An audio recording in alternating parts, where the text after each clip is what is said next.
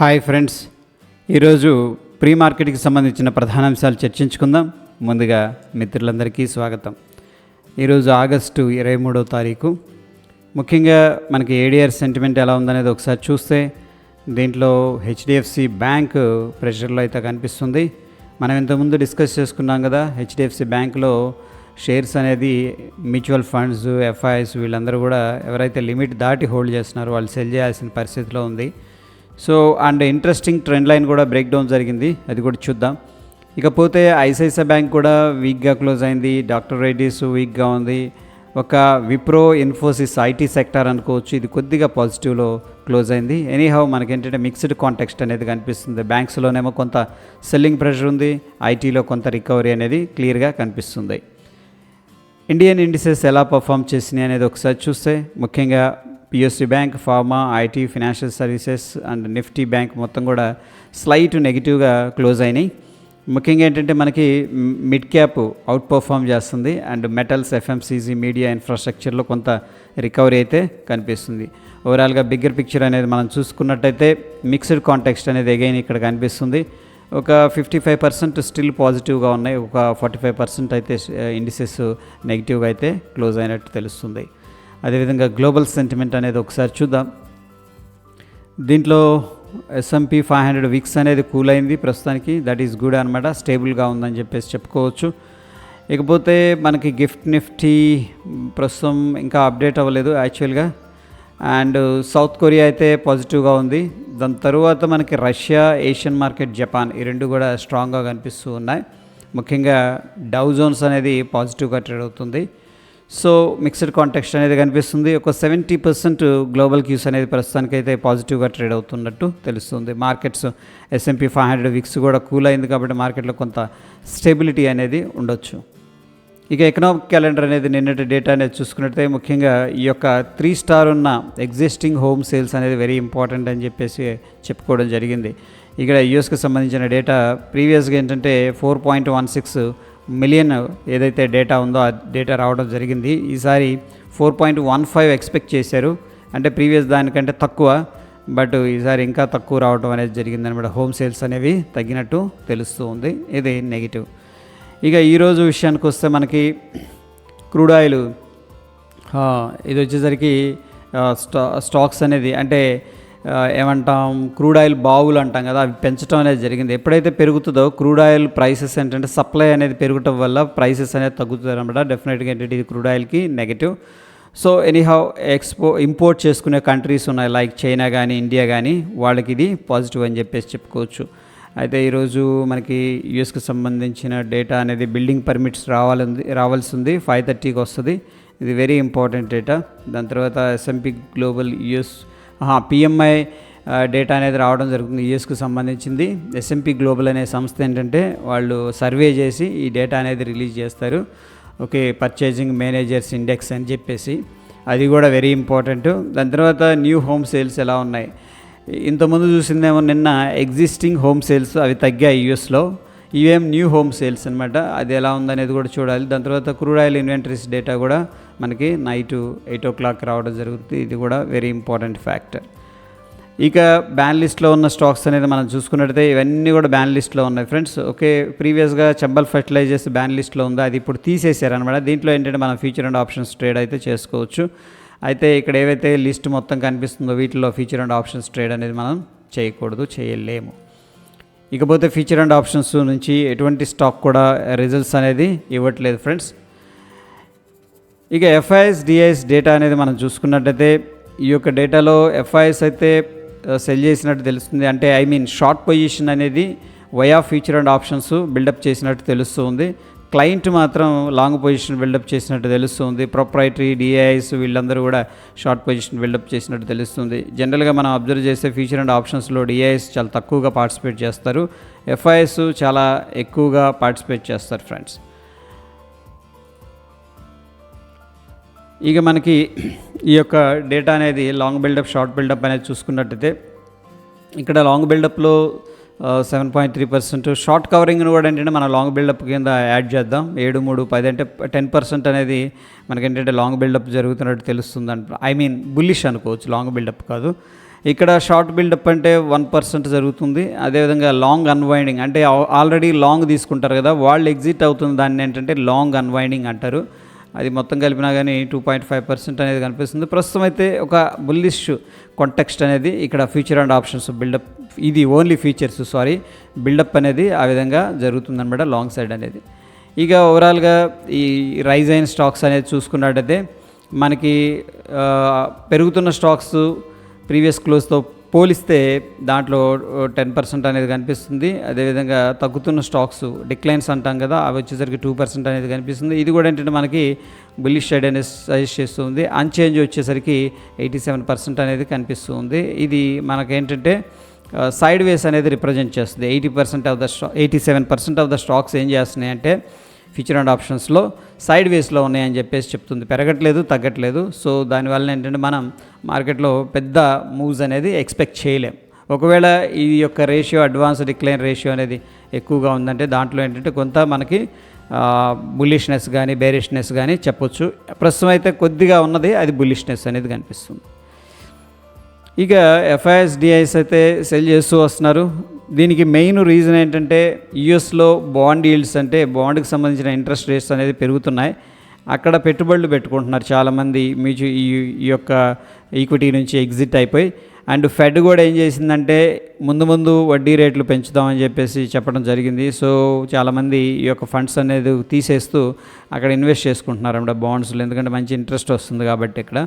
Anyhow ఇక్కడ FIs 495 కోట్లు cash మార్కెట్లో సెల్ చేసినట్టు తెలుస్తుంది. డిఐఎస్ 533 కోట్లు క్యాష్ మార్కెట్లో బాయ్ చేసినట్టు తెలుస్తుంది. నెట్ టు నెట్ చూసుకున్నట్టు మనకి 39 crores క్యాష్ మార్కెట్లో ఇన్వెస్ట్ చేసినట్టు తెలుస్తుంది. ఒక రకంగా మ్యూట్గా ఉందన్నమాట, ఇద్దరు కూడా బ్యాలెన్స్ స్టేట్లో ఉంచారు మార్కెట్ని. ఇక నిఫ్టీలో ఓవరాల్గా మనం చూసుకున్నట్టయితే కాల్స్ ఎక్కువగా సెల్ చేసినట్టు తెలుస్తుంది. ఇక్కడ క్లియర్గా మనకి ముఖ్యంగా 19,400 దగ్గర బాగానే సెల్లింగ్ చేస్తున్నారు. ఈవెన్ దో మార్కెట్ ఆ ప్రైస్ దగ్గర ట్రేడ్ అవుతుంది, అంటే స్పాట్ అక్కడ ఉంది, బట్ ఎక్కువ మంది కాల్స్ అయితే రిస్క్ తీసుకుంటున్నారు. అదేవిధంగా మనకున్న మేజర్ రెసిస్టెన్స్ వచ్చేసరికి 19,500, మేజర్ సపోర్ట్ వచ్చేసరికి 19,200. ఇక బ్యాంక్ నిఫ్టీ విషయానికి వస్తే దీంట్లో కూడా మనకి ఎక్కువ మంది కాల్స్ సెల్ చేస్తున్నట్టు తెలుస్తుంది.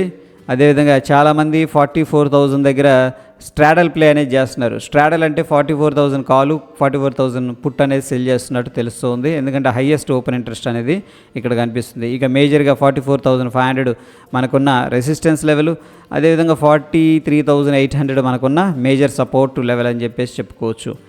ఇక ఫిన్ నిఫ్టీ విషయానికి వస్తే చాలామంది ఎడ్డ మనీ దగ్గర ఉన్నప్పటికి కూడా కాల్స్ ఎక్కువగా రిస్క్ చేస్తున్నట్టు తెలుస్తుంది. మనకైతే 19,650 అనేది రెసిస్టెన్స్ లాగా ఉంది, 19,400 అనేది సపోర్ట్ లాగా కనిపిస్తూ ఉంది.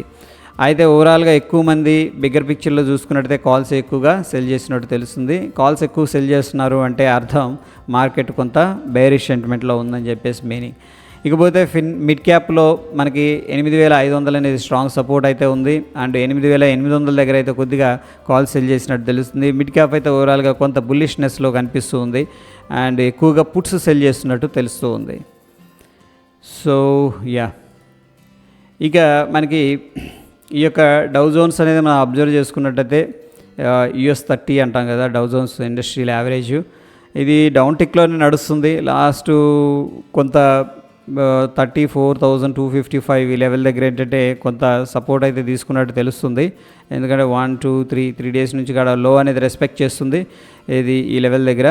ఓకే, ఎనీహౌ మనకేంటంటే అంత స్ట్రాంగ్ బుల్లిష్నెస్ ఏం కనిపించట్లేదు. వెళితే మార్కెట్ కిందకి వెళ్తుంది, లేకపోతే హాల్ట్ అనేది తీసుకుంటుంది. ప్రస్తుతం అయితే పాజిటివ్గానే ట్రేడ్ అవుతుంది. చూద్దాం ఇక్కడ నుంచి ఏదైనా రికవర్ అవుతుందేమో అని చెప్పేసి. సో ప్రీవియస్గా ఈ యొక్క లెవెల్ అనేది మనకి 34,450 దగ్గర మనకి స్ట్రాంగ్ రెసిస్టెన్స్ ఉంది. ఆ రెసిస్టెన్స్ లెవెల్ అనేది బ్రేక్అవుట్ అయింది. మళ్ళీ 35,686 దగ్గర రెసిస్టెన్స్ అనేది క్రియేట్ చేసి డౌన్ టిక్ అనేది రావడం అనేది జరిగింది. సో ప్రీవియస్గా ఏంటంటే ఒక బాక్స్ అనేది క్రియేట్ అయింది, ఇక్కడంతా కన్సోలిడేషన్ సక్సెస్ఫుల్గా ఏంటంటే కన్సోలిడేషన్ బ్రేక్ డౌన్ జరిగింది. ఇక్కడ నుంచి కూడా డౌన్ టిక్ అనేది నడుస్తుంది. ఈరోజు అయితే పాజిటివ్గా ట్రేడ్ అవుతుంది. ఇక ఇండియా వీక్స్ విషయానికి వస్తే సో కొద్దిగా కూల్ ఆఫ్ అయింది. ప్రీవియస్గా ఏంటంటే 12 పైన ట్రేడ్ అవ్వడానికి ట్రై చేసింది, కానీ ఇప్పుడైతే మార్కెట్ స్టేబుల్ అయినట్టు తెలుస్తూ ఉంది. ఇక బ్యాంక్ నిఫ్టీ మనం చూసుకున్నట్టయితే 1 hour టైం ఫ్రేమ్లో ప్రస్తుతానికైతే ఫ్రెండ్స్ ఇవే లెవెల్స్ అనేది హోల్డ్ చేస్తున్నాము.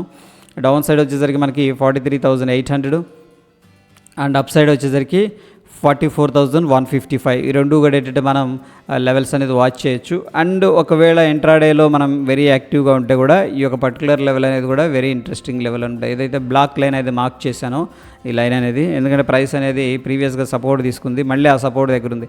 ఒకవేళ ఇక్కడ నుంచి ఏదన్నా రికవర్ అవుతుందేమో చూడొచ్చు. బట్ అగైన్ ఏంటంటే మనకైతే ఎటువంటి కన్ఫర్మేషన్ అనేది లేదు. ఒకవేళ ఇక్కడ బ్రేక్ డౌన్ జరిగిందంటే నెక్స్ట్ 43,800 దాకా రావచ్చు ఫ్రెండ్స్. మేజర్గా ఉన్న సపోర్ట్ వచ్చేసరికి మనకి 43,390, దీన్ని మనం 43,400 అనుకోవచ్చు రఫ్గా. ఓకే, 390 నుంచి 400 దాకా మనకి ఏంటంటే ఇంపార్టెంట్ సపోర్ట్ లెవెల్ అయితే డౌన్ సైడ్ అనేది మేజర్గా కనిపిస్తుంది. ఇక బ్యాంక్ మిడ్ క్యాప్ విషయానికి వస్తే మనకున్న రెసిస్టెన్స్ లెవెల్ వచ్చేసరికి 19,660, అదేవిధంగా మేజర్గా ఉన్న సపోర్టు 19,300. బట్ ఇన్ బిట్వీన్ ఏంటంటే ఫ్రెండ్స్ మనకి ఇక్కడ based on the open interest 19,400 level అనేది సపోర్ట్ లెవెల్ అనేది కనిపిస్తూ ఉంది. అండ్ మోర్ ఓవర్ ఏంటంటే మనకి ఇక్కడ ఒక ట్రెండ్ లైన్ కూడా బ్రేక్ డౌన్ జరిగింది. సో చూద్దాం, మార్కెట్ అయితే ప్రస్తుతానికి ప్రీవియస్ స్వింగ్లోనే బ్రేక్ చేసుకుంది సక్సెస్ఫుల్గా. ఓకే, సో ఈ హై అనేది వెరీ వెరీ ఇంపార్టెంట్ అనమాట ఒకవేళ మార్కెట్ ట్రెండ్ రివర్సల్ తీసుకోవాలనుకుంటే కూడా. ఇక నిఫ్టీ మిడ్ క్యాప్ విషయానికి వస్తే మనకి ప్రీవియస్గా ఈ యొక్క లెవెల్ దగ్గర చక్కని రెసిస్టెన్స్ తీసుకుంది, ఒక అటెంప్ట్ అయింది కానీ మళ్ళీ ప్రాఫిట్ బుకింగ్ వచ్చారు. ఎనీహౌ ఏంటంటే సక్సెస్ఫుల్ బ్రేక్అవుట్ అయిపోయింది. మనకి ఎటువంటి రెసిస్టెన్స్ లేదు ఫ్రెండ్స్ ఒక అప్ సైడు.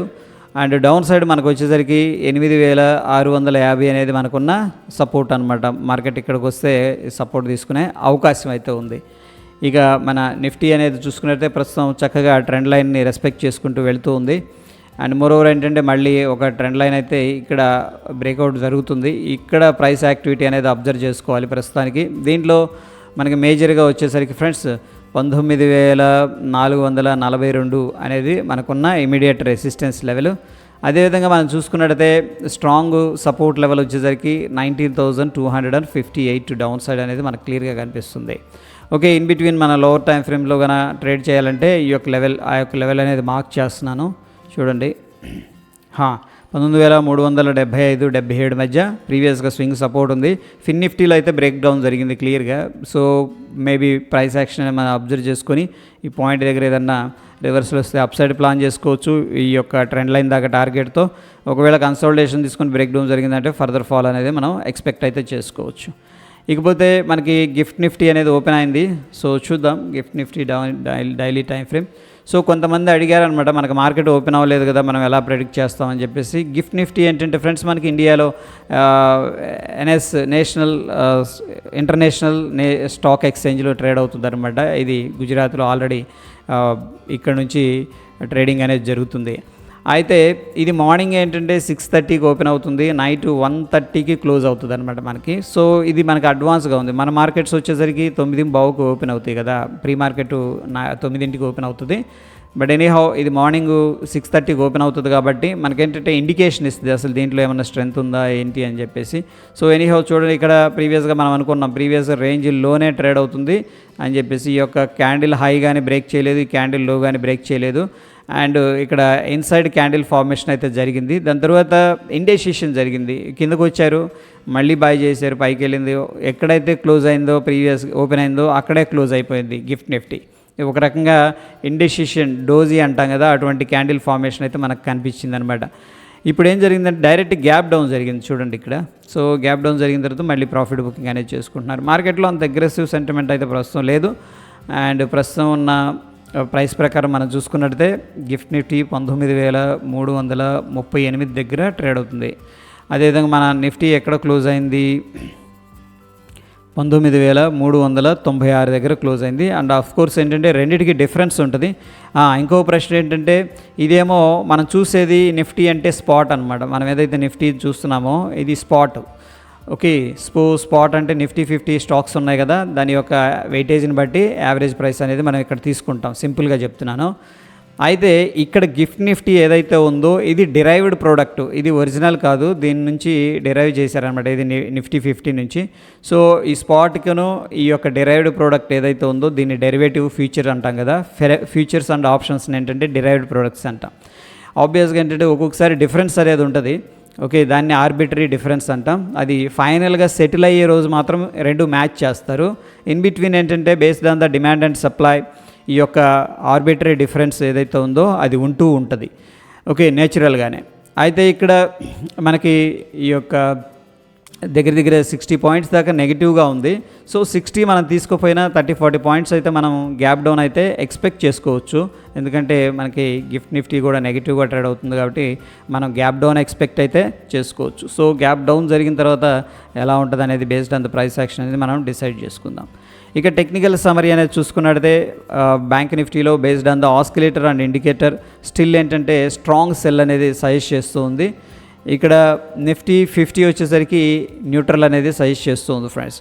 ఇవి ఈ యొక్క ప్రీ మార్కెట్కి సంబంధించిన అప్డేట్స్. ఇంకా ఏదైనా క్రిటికల్ అప్డేట్స్ ఉంటే డెఫినెట్గా టెలిగ్రామ్లో అప్డేట్ చేస్తాను friends. Okay, hope video help అయిందని చెప్పేసి అనుకుంటున్నాను. నచ్చితే లైక్ చేయండి, కొత్త వాళ్ళు సబ్స్క్రైబ్ చేసుకోకపోతే తప్పకుండా సబ్స్క్రైబ్ చేసుకోండి. మరొక ఎపిసోడ్లో మళ్ళీ కలుసుకుందాం ఫ్రెండ్స్. Stay tune. ధన్యవాదాలు.